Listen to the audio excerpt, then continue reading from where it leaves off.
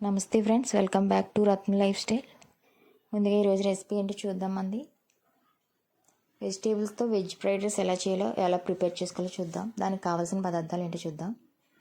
2 క్యారెట్లు చిన్న ముక్కలు, 3 పచ్చిమిరపకాయలు చిన్న ముక్కలు, స్ప్రింగ్ ఆనియన్స్ 3 చిన్న ముక్కలు కట్ చేసుకుని స్టవ్ మీద బాణీ పెట్టుకుని 4 స్పూన్ల ఆయిల్ వేసుకోవాలి.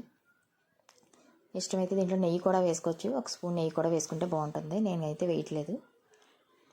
వేసుకుని మంటను హై ఫ్లేమ్లో పెట్టుకుని వేయించుకోవాలి. ఇవి క్యారెట్ ముక్కలు, పచ్చిమిరపకాయలు, స్ప్రింగ్ ఆనియన్స్ కూడా వేసుకుని మంటను మట్టుకు హై ఫ్లేమ్లో పెట్టుకుని వేయించుకోవాలి. 2 నిమిషాలు వేసిన తర్వాత 1 అరకప్పు పచ్చి బఠానీ కూడా వేసుకుని వేయించుకుని టేస్ట్కి తగ్గ సాల్ట్ కూడా దాంట్లో వేసుకుని వేయించుకుని మనం ముందుగా వండేసి పక్కన పెట్టుకున్న బాస్మతి రైస్ కానీ మామూలు మన అన్నం వండుకునే రైస్ కానీ అరకిలోకి అనమాట. అరకిలో రైస్కి నేను చెప్పే ఈ కొలతలో, ఎక్కువైతే ఎక్కువ పెంచుకోవచ్చు మీరు.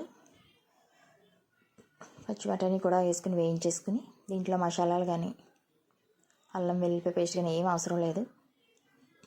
పిల్లల లంచ్ బాక్సుల్లోకి ఎంతో స్పీడ్గా చేసేసుకుని మనం పెట్టుకోవచ్చు. ఇది నేనైతే ఇలా ప్రిపేర్ చేస్తుంటాను. పెరుగు చట్నీతో సర్వ్ చేసుకుని తింటే చాలా బాగుంటుంది టేస్ట్.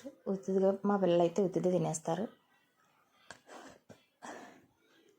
రైస్ అంతా దాంట్లో వేసేసుకుని ఒకసారి కలుపుకొని 2 స్పూన్లు vinegar, 1 spoon chilli sauce, 1 teaspoon tasting salt. Tasting salt కావాలంటే వేసుకోవచ్చు, లేకపోతే లేదు. 1 స్పూన్ మిరియాల పొడిని కూడా వేసుకోవాలి.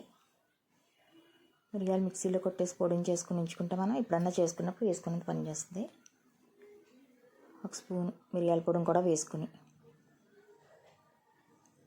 మంటను మట్టుకు హై ఫ్లేమ్లో పెట్టుకుని మళ్ళీ ఇవన్నీ వేసేదాకా మంటను తగ్గించుకుని అన్నీ వేసాక హై ఫ్లేమ్లో పెట్టుకుని మంట మరొకసారి కలిపేసుకుని సర్వ్ చేసుకుంటే ఎంతో టేస్టీగా రుచిగా ఉండే వెజ్ ఫ్రైడ్ రైస్ రెడీ అయిపోతుంది ఫ్రెండ్స్. పెరుగు పచ్చడితో సర్వ్ చేసుకుంటే బాగుంటుంది. ఇదైతే పన్నీర్ కర్రీలోకి కానీ పన్నీర్ కర్రీలో చేసుకుని దీని కాంబినేషన్ పన్నీర్ కర్రీ అన్న బాగుంటుంది. నేనైతే పెరుగు పచ్చడితో సర్వ్ చేసుకున్నాను.